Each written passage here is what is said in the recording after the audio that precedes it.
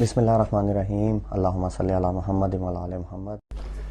السلام علیکم جی۔ بہت سارے ابھی جلسوں میں خان صاحب نے کہا کہ میں نام لوں گا، کس نے کیا، کیا ہوا، کیسے ہوا۔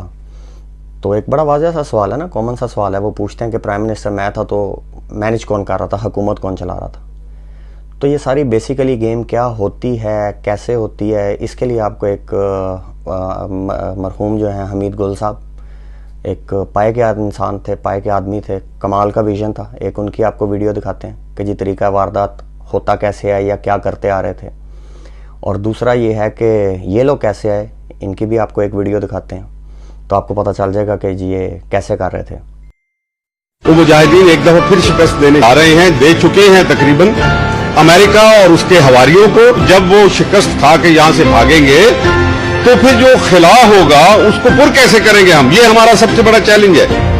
اس کے لیے پہلی بات یہ ہے اندرونی اتحاد اور بیرونی مداخلت کے خلاف جہاد۔ اور بیرونی مداخلت یہ ہے، اس کے بہت سی جہتیں، بہت سی شکلیں ہیں۔ ایک جو بہت ہی واضح شکل ہے یہ کہ بیرونی مداخلت دراصل ہمارے اوپر اپنے کٹ پتلی حکمران مسلط کرتی ہے۔ یہ سب سے بدترین شکل ہے بیرونی مداخلت کی، ان کے حملے نہیں ہیں۔ امریکہ نے پہلے ہی کہہ دیا تھا کہ افغانستان پاکستان ایک میدان جنگ ہے۔ میدان جنگ ایک ہے لیکن اس کے دو حصے ہیں۔ ایک کے اندر وہ جنگ لڑ رہے ہیں براہ راست، دوسرے کے اندر وہ جنگ لڑ رہے ہیں خفیہ، انویزیبل وار۔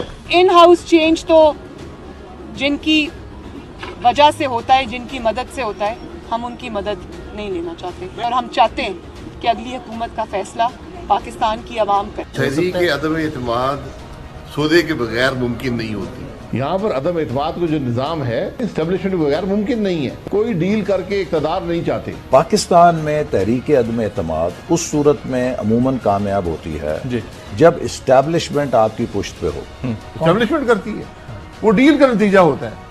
جب بھی عدم اعتماد سے ہوتے ہیں تو یقیناً ڈیل کا نتیجہ۔ اسٹیبلشمنٹ کے بغیر عدم اعتماد کی تحریک کو کامیاب نہیں کیا جا سکتا، کیونکہ اسٹیبلشمنٹ بھی ایک تیسری قوت کے طور پہ یا چوتھی قوت کے طور پہ پارلیمنٹ میں یعنی مکرم خود جو ہے وہ موجود ہے۔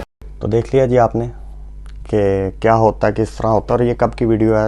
2014 میں مرحوم جو ہے حمید گل صاحب، ان کی نیچرل ڈیتھ ہوئی تھی۔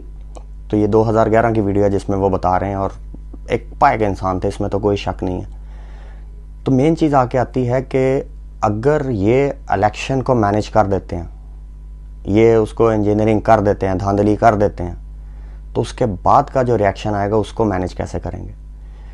تو ایک جگہ سے میں ایک پڑھ رہا تھا اور دیکھ رہا تھا کچھ چیزیں، تو وہاں پہ وہ ایک بندہ کوشچن یہ کر رہا تھا کہ آپ نے کبھی سوچا کہ ایوب خان آئے، یحییٰ خان آئے، پرویز مشرف آئے، ضیاء آئے، گئے کیسے؟ یہ اتنی طاقتوں میں تھے تو کیسے گئے؟ عوام نے تو نہیں اتارے۔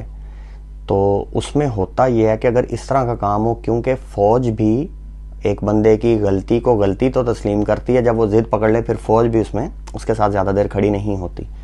تو ان کو فوج ہی اتارتے ہی اپنے چیفز کو یا اپنے انچارج کو، جو بھی ہو، اس کو سمجھایا جاتا ہے کہ سر بس اب کہانی ہوگی ختم، تو اب جو ہے نا وہ کام خراب کی طرف جا رہا ہے، تو آپ استعفیٰ دیں، نہیں تو پھر اس کا دوسرا کوئی آپشن کیا جائے گا۔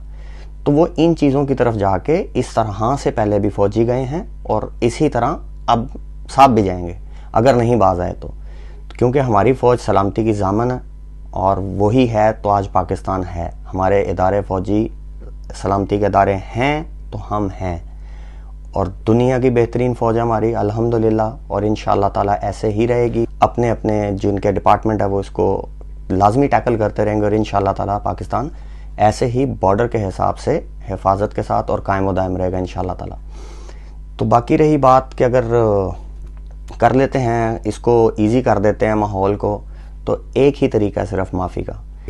اس ٹائم خان صاحب ہی ایسے واحد بندے ہیں کہ جو اگر بول دیتے ہیں باجوہ صاحب کے تھوڑا بہتر امیج کرنے کے لیے یا حق میں، یا وہ آ کے کہہ دیتے ہیں الیکشنوں کے بعد رزلٹس کے کہ یہ انہوں نے بہت اچھا پرفارم کیا، انہوں نے کوئی انجینئرنگ یا دھاندلی نہیں ہونے دی، تو لوگ تو شاید کچھ پرسنٹ معاف کرنے پہ آ جائیں۔